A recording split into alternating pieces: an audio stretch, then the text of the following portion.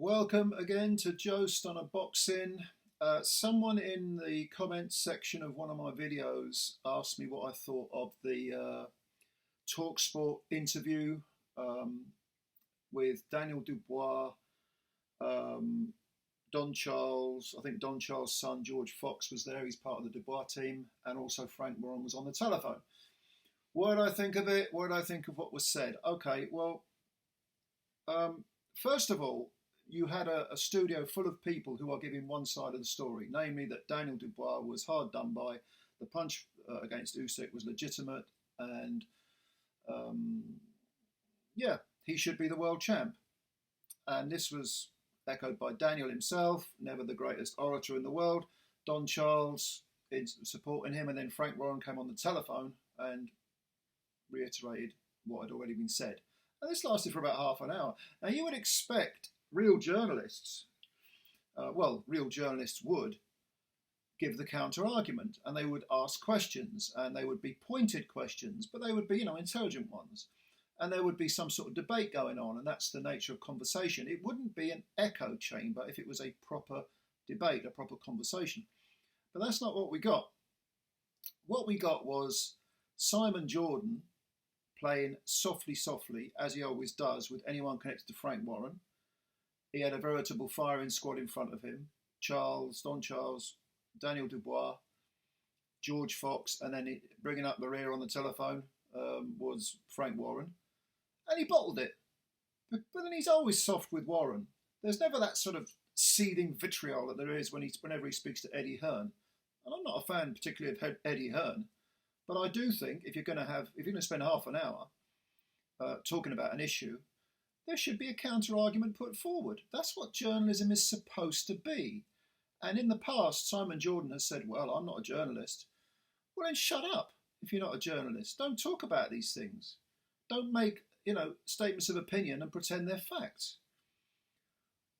Now, of course, Don Charles, Dubois and Warren are going to say, Daniel should be champ, the punch was legit.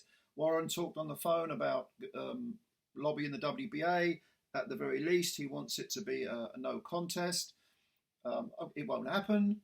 And, on the rare occasions when Simon Jordan and also Spencer Oliver as well, he was clearly in the Queensberry camp. He was agreeing, it was a legit punch, you should be the champ and blah, blah. But on the rare occasions when both he and Simon Jordan actually did kind of, edge towards being, a little bit of debate going on here. Controversy. I've got to be careful with Frank Warren's on the phone. And he did it in such a timid, rather pathetic way as to make it almost negligible. In fact, at one point, he made some remark about Daniel Dubois. He wanted to ask about Daniel Dubois quitting. And he kind of alluded to that. And he phrased it in a way which was, well, I felt his desire seemed to have gone out of him, and but there again, the referee, and then he kind of changed the subject to the referee, and almost like he was saying, edging towards someone, but then he was drawing back. It was really quite pathetic to watch, to be honest with you. Now, I did a review video immediately after the fight, and I said that my initial reaction was that I thought the punch was legit, and that it should have been called a knockdown. Then I looked at it, I listened to a few other people and their points of view, and they made some points which I went and had a look at, and I kind of feel, 60-40, 65-35, it was a foul. I think the majority of the fist was below the belt line, which constitutes a foul. Not all of the fist, I don't think was. But in real time, it's extremely difficult to make a judgment.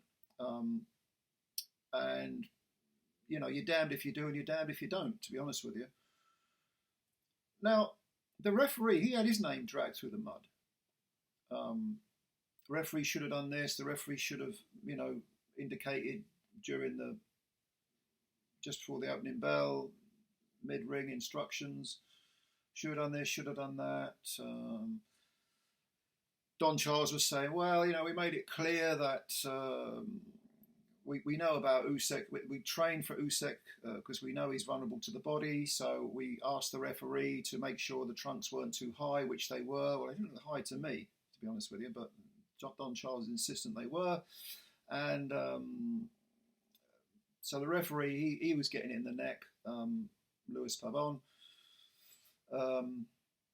Then there was talk of, the knockdown of the fact that Usyk, Dubois seemed to quit.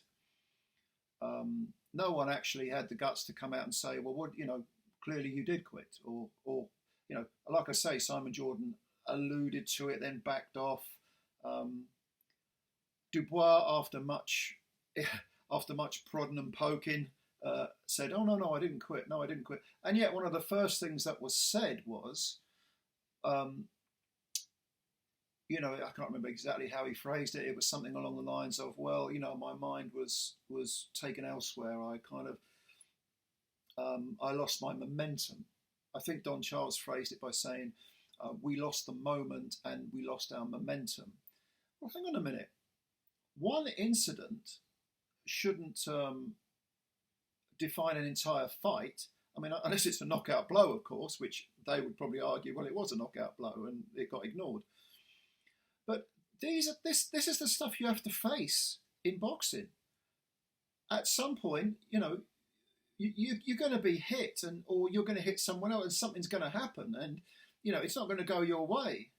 Maybe there's a rabbit punch, maybe there's a headbutt, and the referee calls it a punch, and you've got a cut eye. This is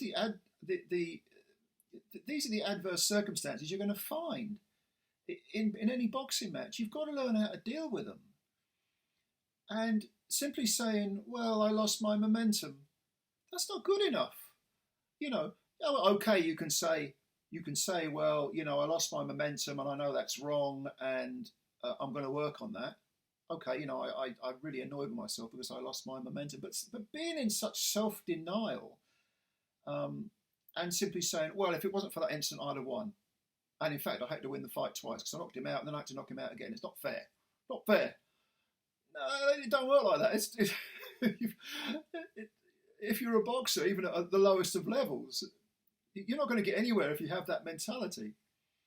And Don Charles, I made a video about Don Charles saying how disappointed I was with his sort of out of control emotion and the fact that he was, uncontrolled passion, uncontrolled any emotion can be a negative thing because it can reflect on not just yourself, but on the fighter that you're training. And I really think this is true of Daniel Dubois.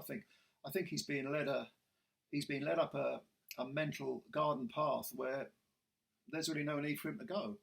Like I say, if the attitude was, okay, this happened and it's not fair, I think you won, but don't worry about it, mate. We're going to work on that and you'll get another chance. You're 25, you're young, you accentuate the positives, you emphasize the good stuff. And so to sort of, for Simon Jordan, Spencer Oliver, for them all to simply jump on board and simply ignore the bigger picture, not just the fact that they should have debated what was being said by Dubois and Charles, but for them not to sort of mention this bigger picture. Well, Daniel can come again. I mean, why is it such a tragedy that he lost to Usyk, who is clearly an elite fighter? Daniel didn't do anything to earn that title shot anyway. I mean, he got ranked because he had that WBA, low tar, low fat version of the title. But he didn't really do anything. I mean, his best win on his record is probably Nathan Gorman, who since Daniel took his undefeated record has lost to Fabio Wardley. And there was talk of the count and everything, and someone mentioned the Mike Tyson Buster Douglas count with, well, that was definitely a long count, and Douglas should have been counted out. No, he shouldn't. Buster Douglas, I'm going to digress a bit here, but this really pisses me off, because Buster Douglas did what you're supposed to do, which is you rise to the count of the referee. If the referee's count is slow, that's a separate issue. If the referee's count is slow and it's, afterwards you might reprimand the referee. And yes, you can say Douglas got up at 9 and 6/7 or whatever it was, but the referee said you're up. And I've seen people count it out in the act of rising. Don't get me wrong. I mean, you can make an argument for, that maybe the referee should have counted Douglas out. But to simply present it as a fact, present your view as a fact, that's not journalism. That's not objectivity. That's not even, playground fairness. That's just being a toe-the-line partisan twat. And this is probably the last. I mean, I wasted half an hour of my life watching this talkSPORT stuff. I don't listen to talkSPORT anyway, because this is the reason why. Life's too short. I don't need to hear, casuals talking about, or like I say, presenting their opinions as facts. That's not serious debate. That's not serious discussion. It's not conversation. The fact of the matter is, Daniel Dubois, there was a debatable incident in the middle of the fight. The fight continued, and Daniel Dubois didn't jump on him, or as much as he perhaps could have or should have done. And eventually, he got ground down by an elite fighter and knocked out. And yes, he did decide to sit out, probably to sit out the count. At the very, very most, he misjudged the count.